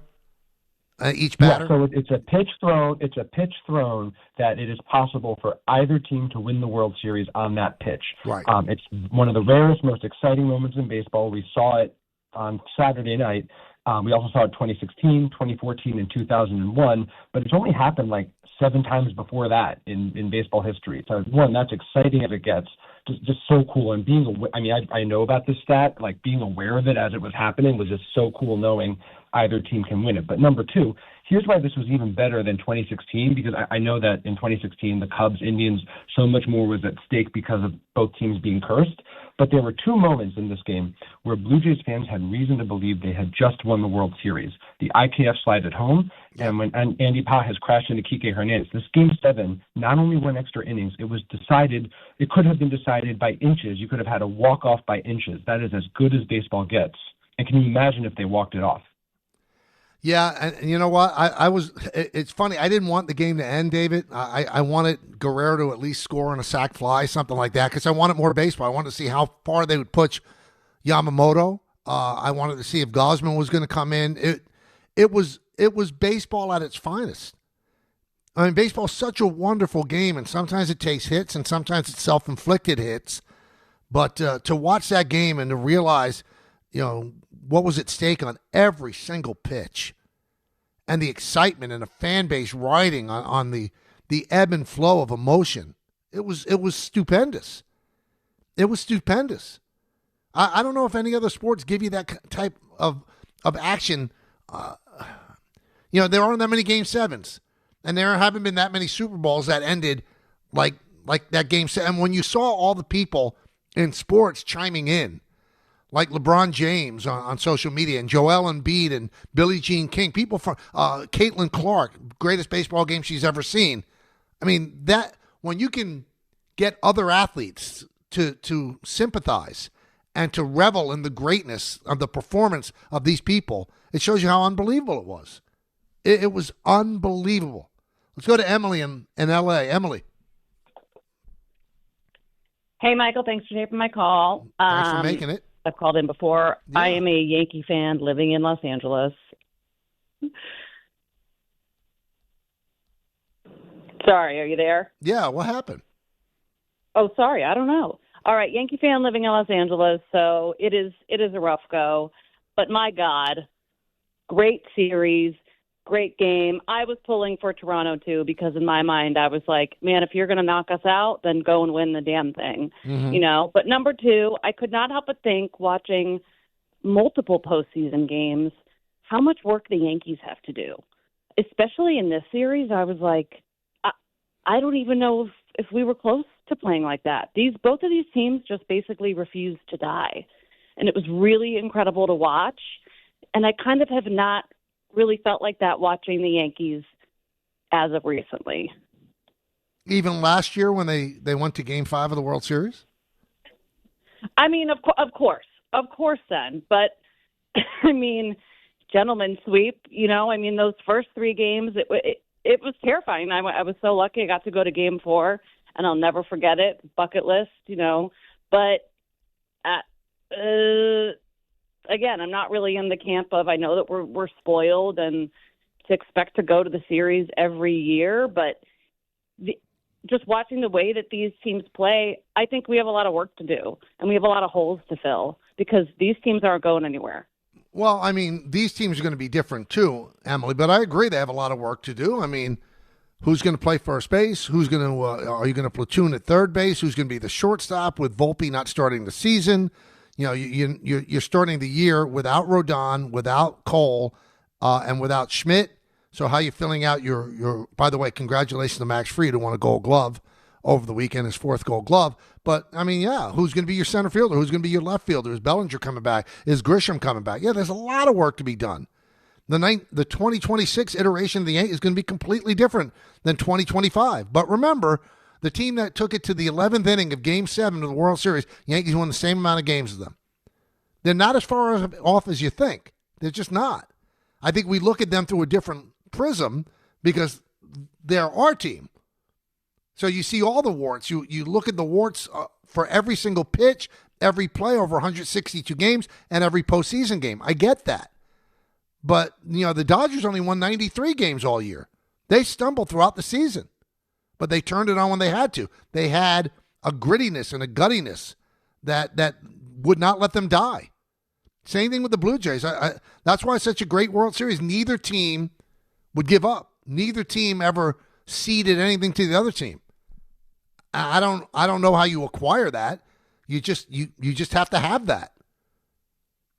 There's something to be said for being a champion. I think the Dodgers, their championship pedigree showed up. They wouldn't stop. They wouldn't give up. And they had Herculean performances.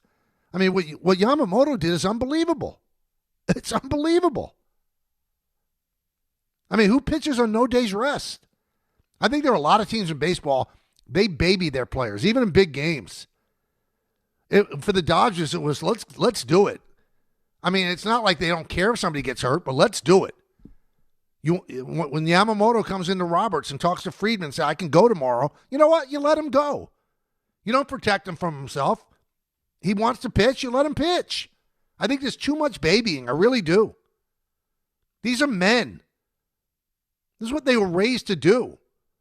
This is what every kid in every backyard dreamed about. 7th game of the World Series. You think he wants to sit there in the bullpen and not participate?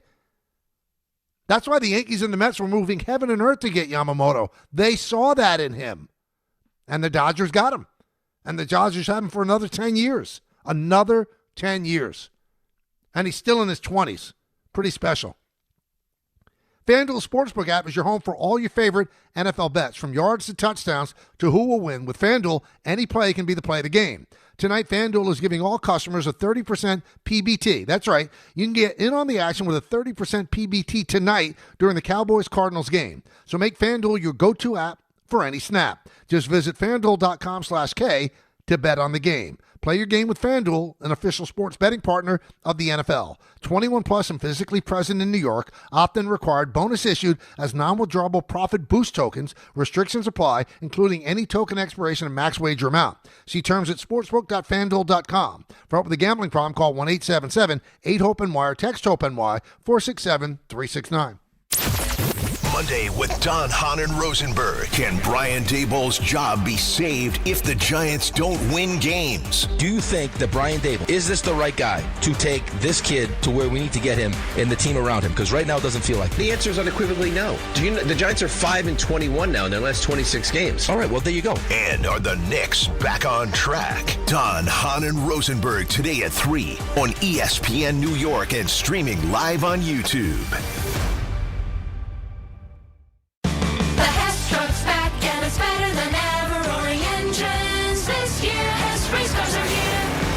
The Hess stock car races are loaded with lights, sounds, and a powerful racing motor. Only at HessToyTruck.com. Free shipping and batteries included. Finding great candidates to hire can be like, well, trying to find a needle in a haystack. Sure, you can post your job to some job board, but then all you can do is hope the right person comes along, which is why you should try ZipRecruiter for free at ZipRecruiter.com/ESPN. ZipRecruiter doesn't depend on candidates finding you. It finds them for you. Its powerful technology identifies people with the right experience and actively invites them to apply to your job. You get qualified candidates fast. So while other companies might deliver a lot of hay, ZipRecruiter finds you what you're looking for. The needle in the haystack. See why 4 out of 5 employers who post a job on ZipRecruiter get a quality candidate within the first day. ZipRecruiter, the smartest way to hire. And right now, you can try ZipRecruiter for free. That's right, free. At ZipRecruiter.com/ESPN. That's ZipRecruiter.com/ESPN. ZipRecruiter.com/ESPN. Fight fans, Bud Light and ESPN New York are sending you to UFC at Madison Square Garden. Tap the Bud Light tile on the ESPN New York app and enter for your chance to win a pair of tickets in the ESPN suite. Catching the action alongside me, Peter Rosenberg. Through November 7th, listen and enter through the Bud Light tile to score your shot at the ultimate fight night. Bud Light is the official beer of UFC, so make your move now on the ESPN New York app. Must be 21 and over. No purchase necessary. Void where prohibited. Rules on the ESPN New York app. Please enjoy Bud Light responsibly. Serving contractors, builders, and homeowners in the tri-state area since 1987, Brooklyn Window & Door is New York City's largest stocking dealer of quality Andersen window and doors. The professionals at Brooklyn Window & Door will help solve any of your window replacement needs or applications. Visit Brooklyn Window & Door's award-winning showroom to see the complete Andersen product line, including the 400, 100, A&E series. Andersen, built, backed, and serviced like no other window. Visit Brooklyn Window & Door at 185 30th Street in Brooklyn or call 718-WINDOWS. For over 100 years, Slomin's has been your trusted partner in comfort. When it comes to home heating oil, we deliver more than just quality fuel.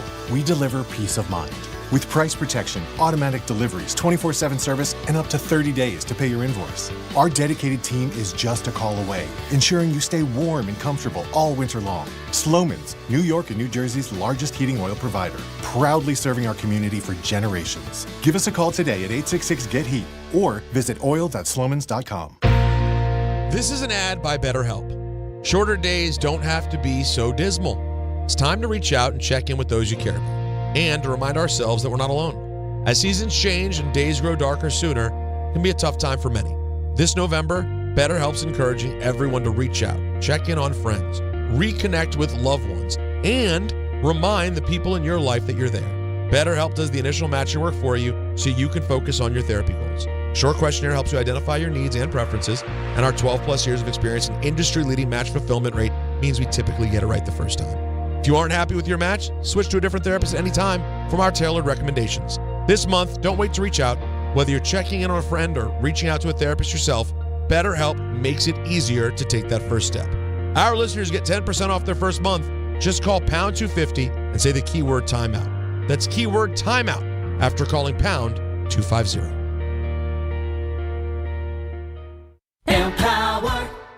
Tim collects bobbleheads. A lot of bobbleheads. Baseball bobbleheads. Race car bobbleheads. Little chihuahua bobbleheads. He's got an entire room strictly for bobbleheads. Does he need them? No. Is his wife mad about it? A little. But Tim works with Empower, and he got good at money, so he can be a little bad. Ooh, horse bobblehead. Classy, Tim. Empower. Invest well, live a little. Start today at empower.com. Hey, fans! Welcome back to Fansville's Cheers and Tears. Oh. Okay, so everybody deals with losing, right? To a rival on a last-second field goal. Whatever, it's fine. I'm totally fine. But I cope with losing with an ice-cold Dr. Pepper. Those 23 flavors are so delicious. They totally wash away the pain of your college football team taking a big fat L. College football. It's a pepper thing. Hey, YouTube TV customers, get the sports you love on ESPN back, including college football, college game day, Monday Night Football, NBA, college basketball, and more. Act now. Go to keepmynetworks.com to get ESPN back. All right. Now, here's a legitimate question I want to throw out to all of you. I'm one of these people all the time. I criticize players that slide into first base. Now, the only reason that sliding into first base is a good thing is if the throw from the infielder to the first baseman is off to the home plate side, and that pulls the first baseman off, so he has to make a swipe tag. So if you're standing, the swipe tag is easier. But when you're trying to beat out a throw that's directly to the first baseman, it doesn't make sense to slide, because once you slide, then friction comes into play. It's got to slow you down, because if it sped you up, then everybody that runs a 100-yard dash in the Olympics would slide through the finish line. They don't. They run through the finish line. So my question to all of you, should IKF have run through home plate? You can't tell me he got there faster by sliding, right?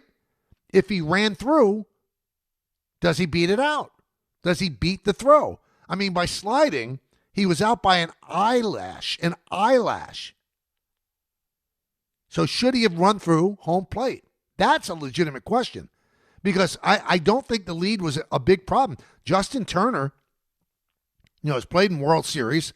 He was on social media. He was explaining that IKF did the exact right thing. You cannot get doubled up there. You have to live to play another day and give another batter the chance to get you in. So he thought that the lead was appropriate. Whit Merrifield, who's a great base runner, a former All-Star, he said that the lead was appropriate, but nobody really has addressed should he have run through home plate. Again, when you slide, it has to slow you down. The slide is only good if you have to stop, like sliding into second base, because you can't go in standing up if you're trying to steal second base, because then you'd overrun the bag, you get thrown out. Or if there's going to be a tag applied.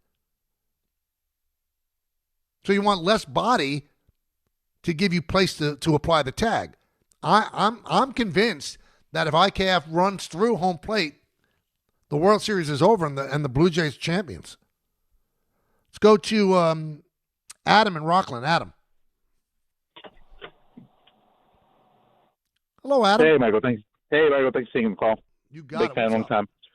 I grew up idolizing Mattingly. I was a lefty, played first base, so he was like baseball royalty to me. I was, disappointed to not see the Yankees beat him, but at the same time, like I've seen Yankee championships in my life, so I was really rooting for him. As soon as that series was over, I was locked in for the Blue Jays. I watched every second of every game. I went to Game 2. I was fortunate enough to get tickets for that. So disappointed that he wasn't able to get that championship, but I tell you, it was every single game was fantastic. It was amazing baseball. I even found myself rooting for Guerrero. He reminded me of like Griffey as a kid, like the guy you love to hate. Like you hate him against it, but just watching the guy play was fantastic. Again, just super disappointed that Mattingly couldn't gotten that ring. They made it that far, but I agree with you on all points, and I'll tell you what, Guerrero was unbelievable. I mean, after the Will Smith home run, right? For him to open up against Yamamoto, the bottom of the 11th, with a double down the left field line, it was not an easy pitch to keep your hands in. The baseball was so exquisitely excellent. It really was. Through all the series, too. Through all the series. I mean, what a great advertisement for this unbelievable game. The world was wild. I can't wait to see the final numbers for the ratings. But you would imagine Game 7 on a Saturday, not really up against anything but some college football, it had to get great numbers. It had to. So one of the games, the 18-inning game, combined with the Canadian ratings, had over 22 million people. I would say that this had to approach like 25, 26 when you combine it. What a great exposure for the game of baseball. You don't have to sell me on baseball. I love the sport. Now, one thing, I was talking about this on Friday, too, about, the intentional walks of Ohtani. And we all celebrate that Ohtani, is this unicorn, that he does things that nobody could do, starting pitcher, blah, blah.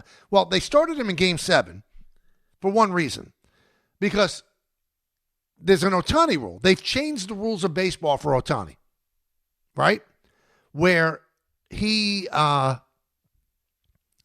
start, get taken out of a game, then he remains in the game as a DH.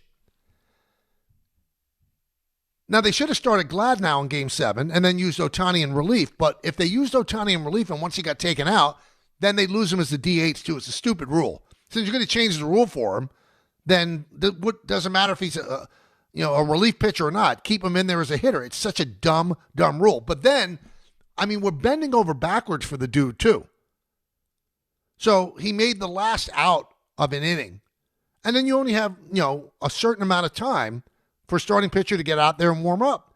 And the inning where Bichette hit the 3-run home run, this was the third inning, they allowed Ohtani to take all these warm-up pitches. Well, listen, if you're going to do both, then do both. You shouldn't have more warm-up pitches than Max Scherzer did. All right, you're going to be a hitter, you're going to be a pitcher. Sorry, you have a certain amount of warm-ups, but the umpires do have the right to extend the amount of warm-ups that the guy has. But then, is he really a unicorn? We're shape-shifting things for him to succeed. If he made the last out of the inning, jog to the pitcher's mound, and take your 8 warm-ups. Doesn't mean that you get more time, but they have bent the rules for Ohtani. But then they'll bend some rules, but they won't bend others. So that's why Roberts started him in Game 7 on 3 days rest. Because if he had brought him in relief and then you take him out, you'd lose him as a batter. Why? You're changing the rules of the game for him, which is one of the reasons I think you should change the rules of the intentional walk. But you're going to stand firm on that one. Because throughout the history of baseball, when pitchers hit, they got knocked out of the game as a pitcher. You know what? They were done. And there were a lot of great hitting pitchers, like Rick Rhoden and things like that. Guys that could hit, CC Sabathia. But once they got knocked out of the game, their bat's out of the game. So you change that rule for Ohtani, but he can't come in as a relief pitcher and leave because then you lose his bat. And then you change the rules of him warming up. It's the discretion of the umpire. I've seen umpires tell a pitcher, no, you only took 6 warm-ups, but your time is up. You can't take the 2 extra ones. But Ohtani can. Yeah, that doesn't seem fair to me. That doesn't seem fair. Let's go to Joe in Western New York. Joe. Hi, Michael. How you doing? Good. How are you? It was a great World Series. I loved everything. But I'm going to beg to differ with 2 great baseball players, Justin Turner and Whit Merrifield, that he did not have a big enough lead.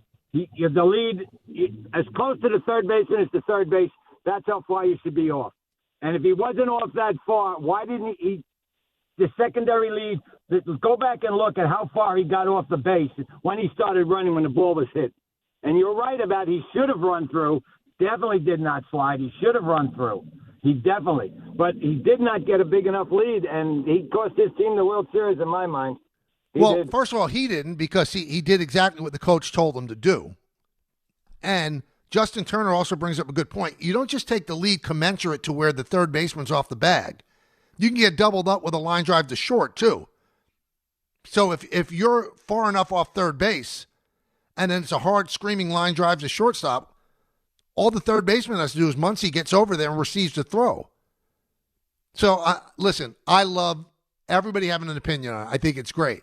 But I do find it somewhat curious that, those of us that have played the game to only a certain level, me at a very, little league level, that we would argue with Whit Merrifield, who was a great base runner, and Justin Turner, who's a winning ball player. They've been there. They've done that. They know exactly the amount that you should lead. And if you look at the leads that the Blue Jays took, that's the way they play. They don't want to get doubled up at third base. So, yeah, we could all disagree and say that the lead wasn't big enough, but professional ball players, that's how they make their living. They're all saying that the lead was appropriate, that was the only lead that you should take. I mean, are we at least the caller who was nice said, I respectfully disagree. Okay, you could disagree, but if you're going to ask me, do I listen to Bill from Stanford, or do I listen to Whit Merrifield? And Bill played, some semi-pro ball, and Whit Merrifield's an all-star. I'm going to listen to Whit Merrifield. He doesn't have a dog in the fight. He's not trying to protect IKF or the Blue Jays. That's the appropriate lead. The bigger argument is, should he have run through the bag? And I think that answer is easy. Yeah, he should have run through the bag. We'll come back. Don, Hahn, and Rosenberg coming up. We still have more to do. Want to talk to you even more until 3 o'clock right here on ESPN New York. There he goes to the 20, 10, 5. That's a Jet touchdown. That's a Jet touchdown. Jets fans, be there at MetLife Stadium to see the New York Jets take on the Cleveland Browns on Sunday, November 9th at 1 p.m., presented by Verizon. Don't miss your chance to experience the excitement of game day at MetLife Stadium and cheer on your Jets. Lock in your seats at nyjets.com/tickets and get ready to clear the runway. If you've been injured in an accident that wasn't your fault, then you need a lawyer who knows New York's unique personal injury and workers' compensation laws. At the Parisman Firm, they have decades of experience handling all types of accident cases and a proven track record of delivering huge results. Their team has already recovered nearly $1 billion for injured New Yorkers. From construction to car accidents and slips and falls, they've got you covered. Call the Parisman Firm now at 718-WORKERS, where your case is their cause. Get the justice you deserve today. Looking for the best internet deal? It's just a fast phone call away. Only Optimum Fiber Internet delivers the fastest and most reliable fiber internet starting at just $25 a month. That's right, lightning fast fiber internet at a price that won't slow you down. Call 888-4-OPTIMUM today to lock in your offer in just a few minutes and see how you can also get the Disney Plus Hulu bundle and an unlimited mobile line on us. Don't take slow for an answer. Call 888-4-OPTIMUM or visit Optimum.com today. Terms apply. Listen up, New York. It's football season, and you should be out there enjoying every play, every tailgate, every moment. But if you're dealing with neck pain, back pain, joint pain, or sciatica, even getting off the couch can feel like a challenge. That's where Dr. Jay Shaw at Sandwell Pain comes in. He's one of New Jersey's top pain specialists, Ivy League trained, double board certified, and dedicated to getting you back in the game. Here's the difference. No surgery, no scars, no long recovery, no pain medication. Just precise, non-surgical, image-guided procedures that get real results. Dr. Shaw treats everything from neck pain, back pain, migraines, nerve pain, and chronic joint pain. And he builds a custom game plan that's right for you. Same day or next day appointments are available with offices in Woodbridge, Livingston, and Inglewood. And yes, most major insurances are accepted. So don't let pain keep you on the sidelines this season. Go to SandwellPain.com to call, text, or book online. Relief is closer than you think, and it starts today. Hey, it's Alan Hahn. Let me tell you about my friends at Bath Fitter. They remodeled the bath by my pool. They converted a tub into a shower. The result is amazing. Bath Fitter offers all types of custom bath renovations, including their unique PermaFit solution for a watertight fit. It's done in one day, easy to clean, and durable with no demo or mess, and it costs less than a standard replacement, plus a lifetime guarantee. Right now, you get no money down, no payments, or interest until 2027. So start designing your bath today at bathfitter.com. There's only one Bath Fitter. Score a win this game day with Amazon Pickup, the MVP of package pickup. Need that new football jersey for the big matchup? With Amazon Pickup, you can collect your order from secure Amazon lockers or counters near you on your schedule. Whether you're running from work or home or straight to the tailgate, Amazon Pickup makes it easy and worry-free at no extra cost. Don't miss kickoff. Grab your gear and your packages when it works for you. Find your nearest Amazon Pickup location at amazon.com/pickupmvp. That's amazon.com/pickupmvp. From kickoff to cash out, ESPN Bet has the tools you need to score more on game days. Bet smarter with stats at your fingertips. Get personalized parlays built just for you. And with your fantasy team synced right in the app, you can back your squad. Right now, new customers get $100 in bonus bets when you bet $10. Sign up with promo code USL to get started. Must be 21 plus. Gambling problem? Call 1-800-GAMBLER. Terms and conditions apply. See app for details. Offer not available in New York. You're standing inside a secret prison. It houses the Nazi high command. I'm going to put Hermann Goering on trial. Sony Pictures Classics presents Nuremberg, starring Academy Award winner Russell Crowe, Academy Award winner Rami Malek, and Academy Award nominee Michael Shannon. Do you plead guilty or not guilty? Schuldig. Order! Order! Nuremberg opens only in theaters everywhere November 7th. You live for this. The wins, the losses, the slam dunks, and the buzzer beaters. The dream that this is your team's year. Hope. It's what keeps you coming back. So you represent with anticipation and with pride. Because when everything's on the line, your support means everything. That's why the NBA Store is here to support you. Check out the largest selection of official NBA gear at NBAstore.com. A Fanatics experience.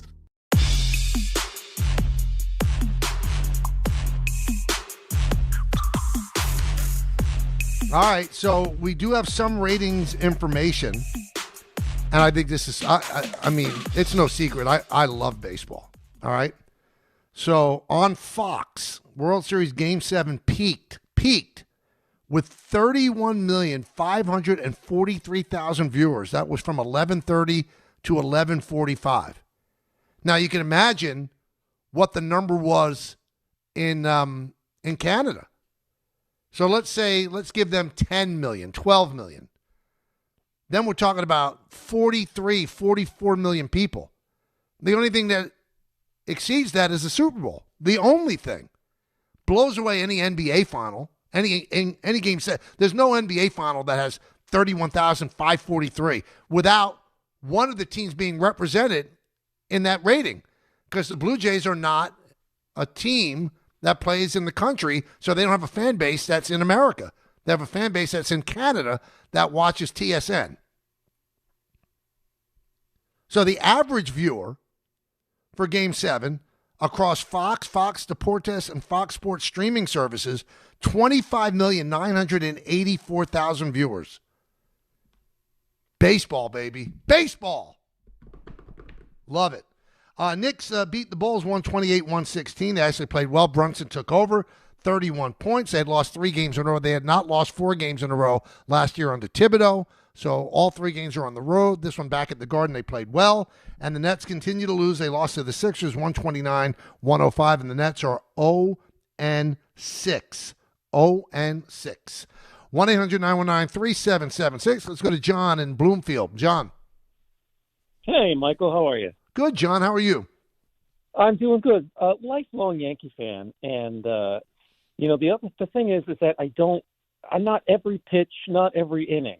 So I don't get to know the other teams really till they start getting on the national broadcast, the Division Series or World Series. Right. And something dawned on me you don't hear people talking a lot about is when someone's up to bat, this was the number one prospect. This one came up through the farm system. This one, and I was wondering what you think about the Yankees maybe learning a little bit about these names that you hear over and over again, always associated with winning teams and teams that end up in divisional series and World Series, that it's about a certain kind of attitude they have, a certain way about them, and not necessarily that they were the best and the top draft pick or they came up through the farm system. I mean, I love that the Yankees develop their young players, and you've talked a lot about them holding on to players instead of letting them go and trading them.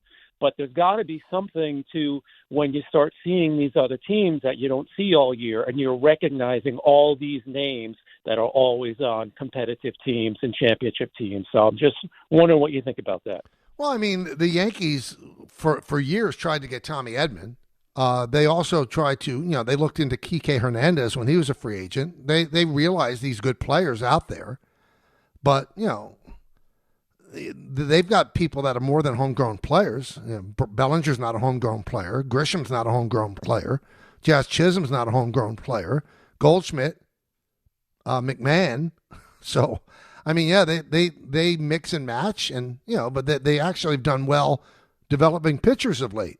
Cam Schlittler is a pitcher they develop. So I don't exactly know where you're going with that. I mean, yeah, there are players that are on winning teams because the Dodgers are always there, and the Blue Jays last year finished last. They finished last in the American League East. And they had a wonderful season this year. So I mean, suddenly those players are put on spotlight, and you love a guy like Ernie Clement. Ernie Clement's a stud. You'd want him on your team, but I'm sure there are a lot of teams that want Ben Rice. So I don't know exactly what they learned from that. They know the value of Tommy Edman. They tried to get him from St. Louis. They weren't able to. Let's go to Chris in Port Jefferson. Chris. Hey, good afternoon, Michael. Thank you for taking my call. I appreciate it. You got it. 2 quick points, not too long. I'm a high school baseball coach for 30 years, and I teach my kids to run right through home plate anytime there's not a tag play or even close to that, and I totally agree with what you're saying. Mm-hmm. And I also want to piggyback on what you said about the excitement of baseball. Obviously, I love baseball just as much as you do. I had 15 teenagers over the house for Game 7. Oh, they must have loved it.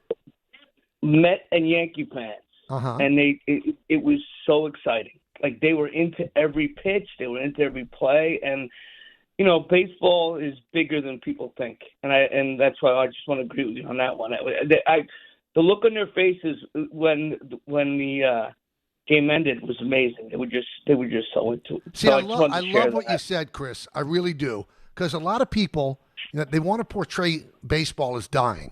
Baseball is far from dying. Baseball is thriving. The money that it generates, and the one thing that you can say about baseball, it's not a sport that supersedes the regional aspect. But regionally, it's very much alive. They get great ratings. They get great attendance. Baseball is a great sport that's still thriving. We can't compare everything to football. Football is an outlier. Nobody can even explain why football is as is as popular as it is, and the Super Bowl has over 100 million viewers. It's a global sport. I get it. But if you combine the ratings in Canada, the unbelievable ratings on Fox, how about the ratings they had in Japan when the games were played essentially in the morning? Baseball's approaching probably 60, 70 million people that watched each game. Baseball's not dying, people. Don't get caught up in that nonsense. It's just got a different feel to it than football. It gets higher ratings than basketball, than hockey, than soccer in this country. I'm telling you, baseball is thriving, but just in a different way. And anything compared to football, anything is going to look like it's second rate. Baseball's not second rate. It's doing great. And the one thing that I hope that baseball learned from this, they don't need a lockout in 2027. Keep the momentum going. Figure out a way without locking out and losing a year, because when you lose a year, it's going to take many more years to build it back up.